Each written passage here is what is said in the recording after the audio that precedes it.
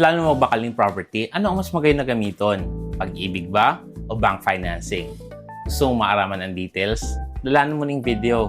Kung empleyado ka at active Pag-ibig member, stable ang income and laog ang property sa requirements, magaya na option ang Pag-ibig housing loan.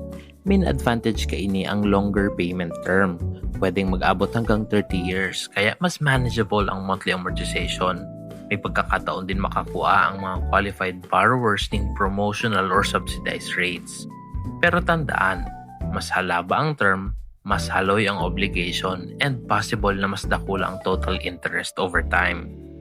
Dahil din automatic ang approval dahil lang Pag-ibig member ka. I-check man girare ang income mo, capacity to pay, credit standing, documents, title, at property appraisal. Sa bank naman, mas dakul kang choices sa lender, fixing period as in loan packages.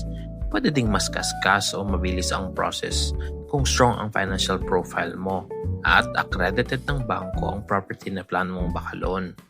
Pero kadalasan, mas detailed ang income at credit requirements, lalo na para sa mga self-employed at OFW applicants. Sa parehong Pag-ibig at bangko, they guaranteed na full selling price ang maloloan mo.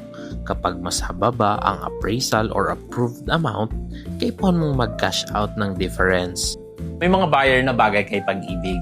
May mga buyer din na bagay kay bangko. Pero may mga buyer na hindi pa talaga ready, mag-Pag-ibig man or magbangko.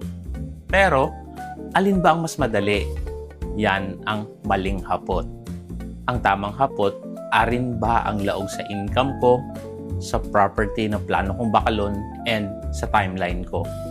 Kasi sa real estate, loan is not just about interest rate. Pag nadangog mo ang word na loan, isipon mo din ang mga bagay na approval, documents, monthly payment, cash out, at long-term commitment.